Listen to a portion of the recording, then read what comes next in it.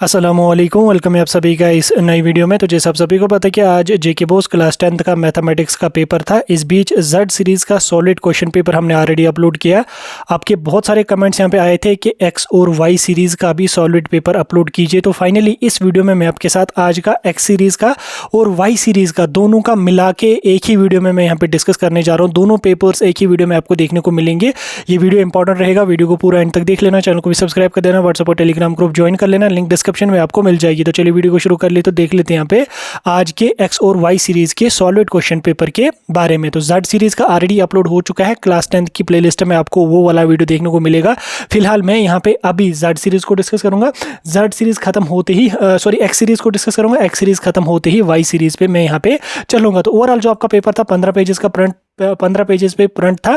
40 questions आपको paper में पूछे गए थे। 80 मार्क्स का आपका पेपर था और साथ में आपके जो 20 मार्क्स हैं वो आपको स्कूल वाले इंटरनल एक्सटर्नल के यहाँ पे मिलाएंगे। अब तीनों पेपर्स को मैं अच्छी तरह से पढ़ा, मुझे यहाँ पे लगा कि एक्स सीरीज का थोड़ा सा डिफिकल्ट है as compare to Y and Z. ठीक, बाकी जिन बच्चों का एक्स सीरीज का पेपर था जरा वो कमेंट्स में बताओ कि आपका पेपर कैसा गया। मेरे ख्याल से यहाँ पे मुझे लग रहा है कि एक्स सीरीज का थोड़ा सा है डिफिकल्ट। चलो हम स्टार्ट कर लेते हैं और देख लेते हैं आज के एक्स सीरीज को। ठीक, एक्स सीरीज का अगर हम देखेंगे सेक्शन ए से हमारे जो है वो multiple choice question, objective type question, एक मार्क्स वाले 20 क्वेश्चन हैं। तो इसमें पहला क्वेश्चन यहाँ पे क्या है, find the zeros of polynomial 4u² + 8u। ठीक, हमें क्या निकालने हैं, जीरोज ऑफ पॉलिनोमियल। तो इसमें हम क्या करेंगे, 4u² + 8u = 0। देन उसके बाद हम यहाँ पे u कॉमन निकाल के जब हम इस इक्वेशन को सॉल्व करेंगे तो हमारे पास यहाँ पे जीरोज आ जाएंगे, एक 0 और दूसरा यहाँ पे -2, यानी कि 0 एंड -2 हमारा यहाँ पे इसका आंसर बनेगा। क्योंकि यहाँ से भी हमारा 2 जो है कॉमन निकलेगा या 4 कॉमन निकलेगा और यहाँ से हमारा u कॉमन निकलेगा। तो लास्ट में हमारे पास 0 एंड -2 यहाँ पे जीरोस बनेंगे किस पॉलिनोमियल के, 4u² + 8u के। ठीक, देन उसके बाद नेक्स्ट क्वेश्चन यहाँ पे आपका पूछा गया है, define impossible events. Impossible event क्या है, इम्पॉसिबल इवेंट बोले तो जो इवेंट कभी हो ही नहीं सकता, यानी कि an event which can never occur under any circumstance, यानी कि जो कभी हो ही नहीं सकता, जिसकी होने की कोई पॉसिबिलिटी है ही नहीं, जिसके होने की 0% पॉसिबिलिटी है। ठीक, ये प्रोबेबिलिटी वाले चैप्टर से आपका लिया गया है क्वेश्चन। देन उसके बाद यहाँ पे देख सकते हैं 0.1 can be the probability of an event. ठीक, प्रोबेबिलिटी वाले यूनिट से ये क्वेश्चन है। इसमें बोल रहा है कि 0.1 प्रोबेबिलिटी हो सकती है किसी इवेंट की या नहीं। यहाँ पे आपको ट्रू और फॉल्स बोलना है। देखो, probability of any event range करती है 0 से लेके 1 तक, यानी कि 0 से लेके 1 तक वो रेंज करती है। तो ये 0.1 भी हो सकता है, 0.2, 0.3, 0.4, 0.5, 6, 7, 8, 9, 10 और 1 तक। ठीक, तो यानी कि 0.51 जो है ये प्रोबेबिलिटी किसी इवेंट की हो सकती है। तो इसलिए इसका जो आंसर आ जाएगा वो हमारे पास आ जाएगा ट्रू। ठीक, उसके बाद अगला क्वेश्चन यहाँ पे पूछा गया है, क्वेश्चन नंबर 4, ये सर्कल्स वाले यूनिट से आपका लिया गया है। इसमें यहाँ पे बोल रहे हैं कि how many tangents can a circle have. ठीक, यहाँ पे बोल रहा है कि एक सर्कल में कितने टेंजेंट्स यहाँ पे हम ड्रा कर सकते हैं। देखो, एक सर्कल में जो है वो हम इनफाइनाइट टेंजेंट्स ड्रा कर सकते हैं, मगर अगर हमें बोलेगा कि how many tangents can be drawn from inside circle, outside circle या किसी भी स्पेसिफिक पॉइंट पे, ठीक, अगर हमें बोला जाएगा कि यहाँ से कितने टेंजेंट्स हम ड्रा कर सकते हैं, तो वहाँ पे इनफाइनाइट टेंजेंट्स नहीं ड्रा हो सकते, क्योंकि वहाँ पे बहुत सारी कंडीशंस लगती हैं। तो उसमें लिमिटेड टेंजेंट्स या 2 लगेंगे या 1 लगेगा, तो इतना ही यहाँ पे लगेगा। लेकिन ओवरऑल अगर हम सर्कल की बात करेंगे, ठीक, सर्कल को पे कितने टेंजेंट्स हो सकते हैं, तो वो हमारे हो सकते हैं इनफाइनाइट, अनलिमिटेड, जितने 1000, 2000, 10,000, लाखों में जो वो टेंजेंट्स वहाँ पे ड्रा हम कर सकते हैं। लेकिन अगर किसी स्पेसिफिक पॉइंट का बोला गया होता तो या तो 2 आ जाता, या तो 3 आ जाता, या कुछ भी आ जाता, चाहे इनसाइड हो चाहे आउटसाइड हो, यूजुअली 2 ही आते हैं। ठीक, लेकिन ओवरऑल सर्कल की अगर हम बात करेंगे तो वहाँ पे इनफाइनाइट टेंजेंट्स यहाँ पे हम ड्रा कर सकते हैं। ठीक, उसके बाद अगला क्वेश्चन यहाँ पे आपका पूछा गया है, circumference of a circle with radius r = ठीक, सर्कमफ्रेंस आपको सर्कल का निकालना है जिसका रेडियस किसके बराबर होता है, वो हमारे होता है 2πr के बराबर, यानी कि 2πr यहाँ पे हमारा राइट ऑप्शन आ जाएगा पार्ट क्वेश्चन नंबर 5 का। ठीक, क्वेश्चन नंबर 6 यहाँ पे कह रहा है कि √3 इज ए रेशनल। ठीक, √3 इज ए रेशनल, या क्या ये स्टेटमेंट ट्रू है या फॉल्स है। √3 कभी रेशनल होता ही नहीं है, ये हमारा क्या होता है, इरेशनल यहाँ पे होता है। ठीक, तो ये हमारा इरेशनल होता है, तो ये स्टेटमेंट हमारा यहाँ पे फॉल्स बनेगा। ठीक, क्वेश्चन नंबर 6 का यहाँ पे फॉल्स हमारा बनेगा। उसके बाद क्वेश्चन नंबर अगले पेज की ओर हम चलेंगे, पेज नंबर 2 की अगर मैं बात करूँ तो पेज नंबर 2 में आपका क्या क्वेश्चन पूछा गया, क्वेश्चन नंबर 7 यहाँ पे पूछा गया, sum of rational and irrational numbers is. ठीक, रेशनल नंबर और इरेशनल नंबर का सम क्या होता है। देखो रेशनल नंबर और इरेशनल नंबर को जब हम ऐड करते हैं तो हमारा जो फाइनल रिजल्ट आता है वो हमेशा यहाँ पे इरेशनल होता है, यानी कि sum of rational and irrational number is always an irrational number. ठीक, इरेशनल नंबर यहाँ पे हमारा क्वेश्चन नंबर 7 का राइट ऑप्शन यहाँ पे आने वाला है। देन उसके बाद question number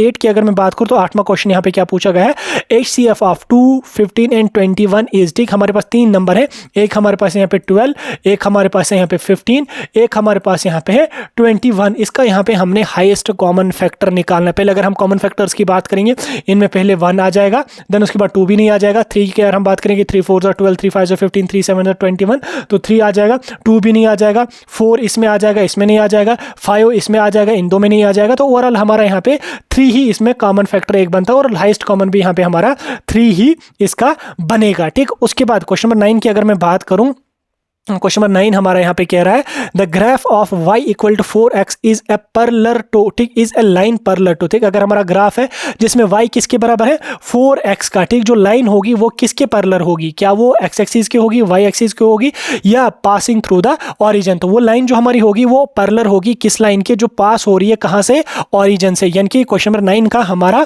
C part right option यहाँ पे रहने वाला है। ठीक, तीसरे पेज की अगर मैं बात करूँ तो तीसरे पेज पे क्वेश्चन नंबर 10 यहाँ पे हमारा है। क्वेश्चन नंबर 10 हमारा यहाँ पे क्या कह रहा है, if the pair of linear equations has unique solution. ठीक, यानी कि अगर कोई लीनियर इक्वेशंस का पेयर है उसका सॉल्यूशन यहाँ पे यूनिक है, then the line is representing these equations, जो लाइंस रिप्रेजेंट करेंगे इक्वेशन को, उनको क्या होगा, क्या वो कोइंसाइड करेंगे, क्या वो इंटरसेक्ट करेंगे एक पॉइंट पे, या पैरेलल होंगी वो एक दूसरे के, या नन ऑफ द अबव। तो क्या हमारा राइट ऑप्शन आ जाएगा, जब किसी लीनियर इक्वेशन का यूनिक सॉल्यूशन होगा तो लाइनें जो रिप्रेजेंट करेंगी इक्वेशंस को वो इंटरसेक्ट करेंगे एक पॉइंट पे, यानी कि एक पॉइंट पे वो जाके मिलेंगे एक दूसरे से, तो इंटरसेक्ट वो करेंगे एक पॉइंट के, यानी कि बी पार्ट हमारा क्वेश्चन नंबर 10 का राइट ऑप्शन यहाँ पे रहने वाला है। ठीक, उसके बाद क्वेश्चन नंबर 11 की अगर मैं बात करूं तो 11 क्वेश्चन नंबर यहाँ पे कह रहा है 13th term of an AP 10 7 4 is. ठीक, 13th टर्म आपको यहाँ पे निकालनी है। ठीक, 13th टर्म आपको निकालनी है। एपी यहाँ पे दिया हुआ है हमारा 10 7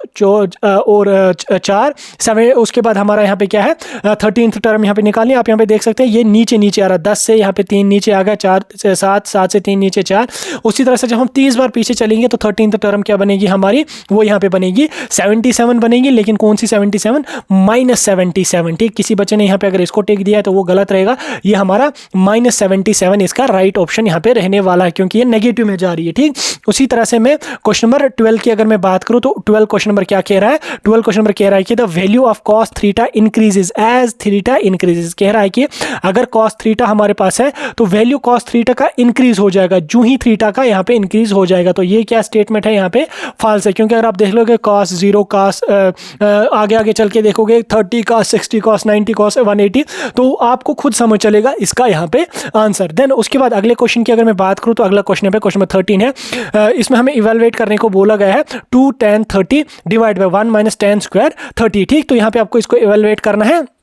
वैसे पूरे तीनों सीरीज में क्वेश्चंस यहाँ पे बहुत सारे मिले जुले हुए हैं, बस इन्होंने नंबर यहाँ पे इसका थोड़ा सा चेंज किया है। तो इसमें आपको इवेलुएट करना था, क्या लिखना था, tan 30 का यहाँ पे आपको पता होना चाहिए कितना है, देन उसके बाद 2 × tan 30 divide by 1 minus tan square 30, तो आपका आंसर यहाँ पे आ जाएगा। अगला क्वेश्चन यहाँ पे आपका पूछा गया है if an equal to n square plus 1 then a3 equal, यानी कि अगर हमारे पास है an किसके बराबर है, हमारे पास n स्क्वायर प्लस 1। ठीक, अब अगर n के बदले यहाँ पे क्या है हमारे पास 3 है। ठीक, यानी कि a3 किसके बराबर हो जाएगा यहाँ पे 3 square plus 1, 3 square equal to 9, 9 plus 1 equal to 10। तो 10 हमारा इसका यहाँ पे आंसर आ जाएगा, 10 ही आ जाएगा, हाँ बिल्कुल 10 आ जाएगा। यहाँ पे 3 स्क्वायर आ जाएगा, 3 × 3 equal to 9, 9 plus 1 equal to 10। ठीक, उसी तरह से क्वेश्चन नंबर 15 यहाँ पे क्या कह रहा है, if quadratic equation ax square plus bx plus c equal to 0, a is not equal to 0 has 2 distinct roots if, उस किस कंडीशन में हो सकता है, क्या d 0 होगा, d लेस देन 1 होगा, d ग्रेटर देन होगा, तो वो कितना होगा, वो यहाँ पे जब हमारा d ग्रेटर देन 0 यहाँ पे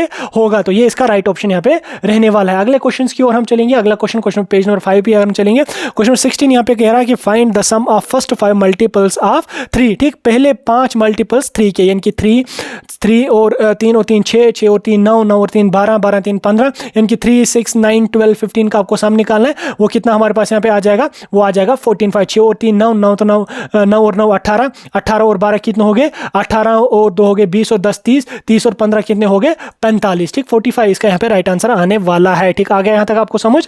अगले क्वेश्चन की मैं बात करूँ, अगला क्वेश्चन नंबर 17 यहाँ पे बोल रहा है find the distance between the points 2 and 3 and 4 and 1। ठीक, हमारे पास दो पॉइंट्स है 2 and 3 और 4 and 1। ठीक, इनके बीच में हमें डिस्टेंस निकालनी है। तो डिस्टेंस निकालने के पास हमारे पास फार्मूला है d equal to under root x2 minus x1 का whole square plus y2 minus y1 का whole square, y2 minus y1। जब हम इसको यहाँ पे इस इक्वेशन में फिल करेंगे तो हमारे पास यहाँ पे जो फाइनल आंसर आ जाएगा वो आ जाएगा अंडर रूट 8। ठीक, अंडर रूट 8 को जब हम फाइनल सॉल्व करेंगे ये क्या आ जाएगा 2 इंटू 2 इंटू 2, यानी कि 2 अंडर रूट 2 हमारे पास यहाँ पे फाइनल आंसर आ जाएगा, या 2 इंटू 2 अंडर रूट 2, या अगर आपने अंडर रूट 8 भी लिखा है तो भी वो आपका यहाँ पे सही आ जाएगा। देन उसके बाद क्वेश्चन नंबर 18 यहाँ पे हमारा कह रहा है mean of first n natural numbers is. ठीक, मीन निकालने के लिए, फर्स्ट एन नेचुरल नंबर्स का मीन निकालने के लिए कौन सा फार्मूला लगता है वो सभी को पता है, n into n plus 1 divide by 2, यानी कि ए पार्ट इसका हमारा राइट ऑप्शन यहाँ पे रहने वाला है। ठीक, उसके बाद क्वेश्चन नंबर 19 की अगर मैं बात करूं, क्वेश्चन नंबर 19 यहाँ पे क्या कह रहा है, find the mode of the given data. ठीक, डेटा का हमें मोड निकालना है 3 5 7 6 1 3 2 4 3 4। ठीक, मोड निकालना है। इसमें अगर हम देखेंगे यहाँ पे देखो 3 कितनी बार रिपीट हो रहा है, एक बार 2 बार और 3 बार। ठीक, 4 कितनी बार रिपीट हो रहा है, एक बार हो रहा है, 2 कितनी बार रिपीट, 4 हमारा 2 बार रिपीट हो रहा है, 3 हमारा 3 बार रिपीट हो रहा है, 6 एक बार, 5 एक बार और 7 एक बार, यानी कि 3 हमारा जो है वो 3 बार रिपीट हो रहा है। तो मोड हमारा क्या आ जाएगा यहाँ पे 3। ठीक, 3 हमारे यहाँ पे इसका मोड आ जाएगा। ठीक, अगले क्वेश्चन की ओर हम चलेंगे। अगला क्वेश्चन यहाँ पे कह रहा है वॉल्यूम ऑफ सफियर। ठीक, सफियर का वॉल्यूम किसके बराबर होता है, वो हमारा होता है 4/3 पाई आर क्यूब, यानी कि डी पार्ट हमारा क्वेश्चन नंबर 20 का यहाँ पे राइट आंसर रहने वाला है। ठीक, उसके बाद मैं अगर अगले क्वेश्चंस की बात करूं तो अगला क्वेश्चन यहाँ पे आपका सेक्शन बी से 2-2 मार्क्स वाले क्वेश्चन है। यहाँ पे आपको बोला है find whether the pair of linear equations this are consistent और इनकंसिस्टेंट। ठीक, ये आपको निकालना था। देन उसके बाद यहाँ पे find the quadratic polynomial whose sum and product of zeros respectively 1 and 1। ये हमने आपकी Z सीरीज में डिटेल में इसको हमने एक्सप्लेन करके समझा दिया है, तो इसको हम इस पे हम अपना टाइम वेस्ट बिल्कुल भी नहीं करेंगे। ठीक, तो यहाँ पे आप देख सकते हैं ये सारे क्वेश्चंस ऑलमोस्ट आपको सेम है। तो आप यहाँ पे देख सकते हैं प्रोबेबिलिटी वाला क्वेश्चन यहाँ पे आया है 1 card is drawn from the 52 cards, find the probability of getting spade red face card jacket. इसमें हमारा n into S equal to किसके बराबर हमारा आ जाएगा 52, टोटल 52 कार्ड्स है। जब इसको हम इक्वेशन के थ्रू सॉल्व करेंगे तो हम इनका यहाँ पे जानेंगे। तो ये सारे क्वेश्चंस मैंने एक्सप्लेन करके Z सीरीज वाले पेपर में समझा दिए, आप उस वीडियो को एक बार जाके देख सकते हैं। ठीक, ये था आपका X सीरीज। अब मैं यहाँ पे Y सीरीज पे चलूंगा। ठीक, Y सीरीज का मेरे पास ये रहा पेपर आपका Y सीरीज का आपका। ठीक, Y सीरीज का पेपर यहाँ पे आप देख सकते हैं सेम ये पेपर भी आपका 15 पेजेस पे प्रिंट है, 40 क्वेश्चंस आपको यहाँ से भी आए थे। पहले मुझे यहाँ पे पेन का कलर चूज करने दो, रेड कलर मुझे बहुत अच्छा लगता है। ठीक, 80 मार्क्स का आपका पेपर था और 20 मार्क्स आपको स्कूल के इंटरनल और एक्सटर्नल के यहाँ पे दिए जाएंगे। ठीक, वो सारी चीजें आपको ऑलरेडी पता है। ठीक, इसके अगर मैं ऑब्जेक्टिव टाइप क्वेश्चंस को सॉल्व करने की कोशिश करूं तो इसमें सेक्शन ए से हमारा क्वेश्चन नंबर 1 यहाँ पे क्या कह रहा है find the zeros of polynomial T square minus 15। ठीक, टी स्क्वायर माइनस 15 के अब मैं जीरोस ऑफ पॉलिनोमियल में निकालना है, तो निकालने के लिए हम क्या करेंगे टी स्क्वायर इक्वल टू 15। ठीक, टी स्क्वायर इक्वल टू 15। जब उसके बाद हम अंडर रूट यहाँ पे पुट करेंगे, under root T square equal to under root 15, under root T square यानी कि स्क्वायर और रूट कैंसिल हो जाएगा, T equal to under root हमारा 15 आ जाएगा, यानी कि अंडर रूट हमारा आ जाएगा 15 प्लस माइनस अंडर रूट 15। तो अंडर रूट 15 तो सॉल्व नहीं होगा हमें, तो हम क्या लिखेंगे T equal to plus under root 15 and minus under root 15, यानी कि प्लस माइनस अंडर रूट 15 हमारे किसके आ जाएंगे जीरोस ऑफ पॉलिनोमियल के, किस पॉलिनोमियल के टी स्क्वायर माइनस 15 के। ठीक, नेक्स्ट क्वेश्चन यहाँ पे आपका है, नेक्स्ट क्वेश्चन यहाँ पे प्रोबेबिलिटी से define sure event. Sure event मतलब कि जो 100% श्योर है कि हाँ ये इवेंट होगा ही होगा, यानी कि इसका हम कैसे लिखेंगे an event that is certain to happen, यानी कि जो इवेंट होने वाला है वही है श्योर, यानी कि इस चीज के हम श्योर हैं ये होगा ही होगा। ठीक, तो श्योर इवेंट वही यहाँ पे होता है। ठीक, अगला क्वेश्चन यहाँ पे आपका पूछा गया है minus 0.2 can be the probability of an event, is this statement true और फॉल्स। देखो 0.2 अगर होता तो हम मानते, लेकिन यहाँ पे क्या है -0.2, ये किसी इवेंट की प्रोबेबिलिटी नहीं है, क्योंकि probability of an event ranges from 0 to 1। ठीक, अगर ये 0.1 होता 0.2 0.3 नेगेटिव में कभी ये नहीं होती है, नेगेटिव में किसी भी प्रोबेबिलिटी किसी भी इवेंट की प्रोबेबिलिटी नहीं होती, यानी कि ये स्टेटमेंट यहाँ पे पूरी तरह से फॉल्स है। ठीक, अगला क्वेश्चन यहाँ पे आपका पूछा गया question number 4 number of tangent और tangents can be drawn from a point outside the circle. देखो एक्स सीरीज में क्या आया था number of tangents drawn from the circle. ठीक, सर्कल किसी भी जगह से हम कितने टेंजेंट्स ड्रा कर सकते हैं, तो मल्टीपल। लेकिन अगर हम किसी स्पेसिफिक जगह का यहाँ पे बोला गया है, कहाँ का बोला गया है, आउटसाइड द सर्कल, ठीक, उसमें भी हमारे जेड सीरीज में भी आउटसाइड है, तो आउटसाइड द सर्कल कितने टेंजेंट्स होते हैं, वो हमारे होते हैं 2 टेंजेंट्स, ठीक, 2 टेंजेंट्स हम आउटसाइड द सर्कल यहाँ पे ड्रा कर सकते हैं, ठीक। उसके बाद अगला क्वेश्चन नंबर 5 यहाँ पे आपका पूछा गया है, circumference of a circle of radius 2 centimetre equal to, ठीक, सर्कमफ्रेंस हमें सर्कल का निकालना है जिसका रेडियस हमें वहीं से दिया हुआ है 2 सेंटीमीटर का, ठीक। सर्कमफ्रेंस निकालने के लिए हमारे पास क्या फार्मूला होता है, 2 पाई आर, ठीक। 2 पाई आर को जब हम देखेंगे, पाई का तो हमारे पास पता है वैल्यू, आर भी हमें दिया हुआ 2 है, जब हम इसको सॉल्व करेंगे तो हमारे पास यहाँ पे आ जाएगा 12.5, आंसर हमारा आ जाएगा किसका, क्वेश्चन नंबर 5 का, ठीक। उसी तरह से क्वेश्चन नंबर 6 यहाँ पे हमारा क्या कह रहा है, under root 2 is an irrational number. देखो यहाँ पे इन्होंने रेशनल नहीं बोला है, एक्स सीरीज में भी रेशनल बोला है, जेड सीरीज में भी रेशनल बोला है, लेकिन वाई सीरीज में इन्होंने बोला है कि इरेशनल नंबर है, बिल्कुल सही है, अंडर रूट 2 हमारा क्या है, इरेशनल नंबर है, तो ये स्टेटमेंट यहाँ पे पूरी तरह से ट्रू आ जाएगा, ठीक। उसी तरह से अगले क्वेश्चन की ओर हम चलेंगे। अगला क्वेश्चन यहाँ पे क्या कह रहा है, अगला क्वेश्चन यहाँ पे क्वेश्चन नंबर 7 कह रहा है 6 + 5 √3 - 4 - 3 √3 इज, क्या है ये, क्या ये रेशनल है, क्या ये इरेशनल है, क्या ये नेचुरल है, या ये इंटीजर है, क्या है ये, ठीक। ये हमारा है इरेशनल नंबर। जब आप इसको सॉल्व करोगे तो आपके पास लास्ट पे जो वैल्यू आ जाएगा वो क्या होगा, वो हमारे जो वैल्यू होगा वो इरेशनल यहाँ पे होगा, ठीक। उसी तरह से अगर मैं अगले क्वेश्चन की बात करूँ तो अगला क्वेश्चन यहाँ पे है HCF ऑफ 6 and 20, ठीक। 6 and 20 का HCF क्या है, इस बच्चे ने यहाँ पे 3 लिखा है, 3 नहीं आ जाएगा क्योंकि 3 तो इससे डिवाइड होगा, 20 को तो 3 डिवाइड ही नहीं कर रहा है, तो क्या होगा यहाँ पे हमारा 2 ही होगा, ठीक, क्योंकि 3 तो इसको कर रहा है, इसको नहीं करेगा, 4 इसको कर रहा है, इसको नहीं करेगा, 5 इसको कर रहा है, इसको नहीं करेगा, 6 इसको कर रहा है, इसको नहीं करेगा, तो 2 ही हमारा यहाँ पे इसका HCF आने वाला है, ठीक। अगला क्वेश्चन नंबर 9 यहाँ पे है, the graph of y equal to, ठीक, graph of y equal to 2 is the line parallel to, ठीक। अगर हमारे पास ग्राफ एक है, ये x एक्सिस है और ये हमारी y एक्सिस है, ये x एक्सिस है, अगर हमारा y किसके बराबर है, 2 के बराबर है, ठीक। y अगर 2 के बराबर है, जो लाइन बनेगी, ठीक, जो लाइन हमारी बनेगी वो पैरेलल किसके होगी, ठीक, वो पैरेलल किसके होगी, वो हमेशा x एक्सिस के ही पैरेलल यहाँ पे होगी, ठीक। आ गया समझ। उसी तरह से क्वेश्चन नंबर 10 की अगर मैं बात करूं तो क्वेश्चन नंबर 10 यहाँ पे क्या कह रहा है, क्वेश्चन नंबर 10 कह रहा है कि if the pair of linear equations has no solution, ठीक, यानी कि अगर हमारा कोई लीनियर इक्वेशंस का पेयर है जिसका कोई सॉल्यूशन ही नहीं है, then the lines representing the equations, जो लाइन इक्वेशन को रिप्रेजेंट करेंगे उनको क्या होगा, क्या वो कोइंसाइड करेंगे या इंटरसेक्ट करेंगे एक पॉइंट पे, या पैरेलल रहेंगे ईच अदर के, या नन ऑफ द अबव होगा। तो क्या होगा उन लाइंस का, वो लाइंस हमारी होंगी पैरेलल टू ईच अदर जब हमारा नो सॉल्यूशन होगा लीनियर इक्वेशंस का, ठीक। जब लीनियर इक्वेशन का नो सॉल्यूशन होगा तो लाइंस जो रिप्रेजेंट करेंगे वो पैरेलल रहेंगे एक दूसरे के, ठीक। आगे यहां तक समझ। अगला क्वेश्चन, ठीक, अगला क्वेश्चन नंबर 11 यहां पे है 35th term of an AP 21, 18 and 15 is, ठीक, 35th टर्म, ठीक। यहां पे आप देख लो कितना ये पीछे आ रहा है, 21, 18, 19, 20, 21, यानी कि 3 यहां पे पीछे आ रहा है, ठीक। 18 के बाद फिर से 3 आ रहा है, कितना आ रहा है 15, 15 से फिर से 3 आ जाएगा 12, 12 से 3 9, 9 से 3 यहां पे कितना आ जाएगा। उसी तरह से हम चलेंगे कितना 35 बार हम चलेंगे तो हमारे पास लास्ट का आंसर आ जाएगा 85, ठीक। 85 हमारा पास यहाँ पे आंसर आ जाएगा। क्वेश्चन नंबर 12 की अगर मैं बात करूं, 12th क्वेश्चन यहाँ पे आया है इफ an इक्वल टू 2, यानी कि an अगर हमारे पास है किसके बराबर 2 - 3n, यानी कि an अगर हमारे पास किसके बराबर है 2n - 3n, ठीक। उसके बाद यहाँ पे कह रहा है कि फाइंड a5, यानी कि अगर यहाँ पे n है तो यहाँ पे भी n आ रहा है, अब n के बदले क्या आया है, यहाँ पे आया 5, ठीक, यानी कि a5 इक्वल टू 2 - 3 × 5, ठीक। 2 - 3 × 5 किसके बराबर आ जाएगा, 3 × 5 किसके बराबर आ जाएगा 5 × 3 15, 15 - 2 कितना यहाँ पे हमारे पास आंसर आ जाएगा, तो वो यहाँ पे इसका आंसर आ जाएगा a5, बिल्कुल हाँ, 2 - 3 × 5, बिल्कुल 3 × 5 = 15, 15 - 2 = 13, यहाँ पे इसका आंसर आना चाहिए, तो 13 ही यहाँ पे आपको इसका आंसर आ जाएगा। अगला क्वेश्चन यहाँ पे आपका आया है find the common difference of an AP in which a18 - a14 equal to 32, a18 a14 इसका कॉमन डिफरेंस क्या है, वो यहाँ पे हमारा आ जाएगा 8, ठीक। 8 यहाँ पे इसका कॉमन डिफरेंस आने वाला है। उसी तरह से क्वेश्चन नंबर 14 यहाँ पे पूछ रहा है the value of cos a exceeds 1, ठीक। क्या ये स्टेटमेंट ट्रू है या फॉल्स है, ये हमारा फॉल्स है क्योंकि वो एक्सीड 1 से ज्यादा नहीं जाता है, ठीक। उसके बाद अगला क्वेश्चन यहाँ पे आपका आया है अगर ट्रिग्नोमेट्री से, यहाँ पे कह रहा है कि evaluate 1 - 10 square 45 divide by 1 + 10 square 45, ठीक।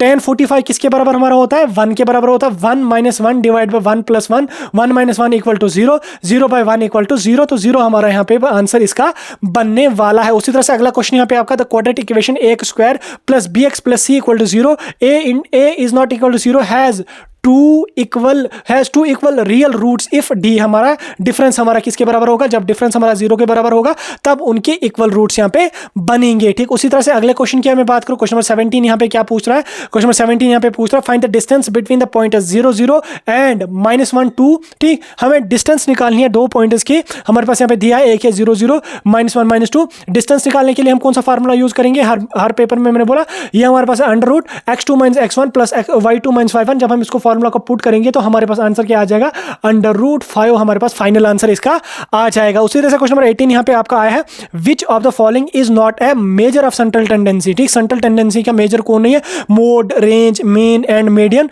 मोड, मीन एंड मीडियन तो है लेकिन रेंज हमारा नहीं है, तो बी पार्ट इसका राइट ऑप्शन यहाँ पे रहने वाला है। उसी तरह क्वेश्चन नंबर 19 की अगर मैं बात करूं तो क्वेश्चन नंबर 19 यहाँ पे पूछ रहा है find the mode of the given data. ठीक, यहाँ पे डेटा हमारा दिया है 4 8 6 7 2 4 3 5 4 एंड 5। इसका हमें क्या निकालना है, यहाँ पे मोड निकालना है। मोड निकालने के लिए अगर हम देखेंगे यहाँ पे देखो 4 एक बार रिपीट हुआ है, ठीक, 2 बार रिपीट हुआ और 3 बार रिपीट हुआ, यानी कि 4 हमारा कितनी बार रिपीट हुआ है, 3 बार रिपीट हुआ, 5 एक बार हुआ है, 3 कितनी बार रिपीट हुआ, एक बार हुआ है, 2 एक बार हुआ है। तो हमारा आंखें बंद करके यहाँ पे इसका मोड क्या आ जाएगा, 4 हमारा क्वेश्चन नंबर 19 का मोड यहाँ पे आ जाएगा। उसके बाद वॉल्यूम ऑफ सिलेंडर हमें यहाँ पे बोला गया, वॉल्यूम ऑफ सिलेंडर किसके बराबर होता है, पाई आर स्क्वायर एच। ठीक, पाई आर स्क्वायर एच के बराबर हमारा ये होता है। उसी तरह से यहाँ पे अगर हम अगले सेक्शन बी की बात करेंगे तो यहाँ से आपका find the pair of linear equations x + 3y = 6 and 2x - 3y = 12। इसको बोलना है कि ये कंसिस्टेंट है या इनकंसिस्टेंट। ठीक, उसके अलावा बाकी के जो क्वेश्चंस है ये सारे के सारे क्वेश्चंस मैंने आपको Z सीरीज में समझा दिए हैं, उस पर हम टाइम वेस्ट नहीं करेंगे। फिलहाल आपका x, y और Z सीरीज के सॉलिड पेपर्स तीनों मैंने अपलोड किए, मैं भी बहुत ज़्यादा थका। आप इस वीडियो को लाइक करके इस वीडियो को अपने दोस्तों के साथ जरूर पहुंचाना और चैनल को सब्सक्राइब करके व्हाट्सएप और टेलीग्राम ग्रुप जरूर ज्वाइन कर लें।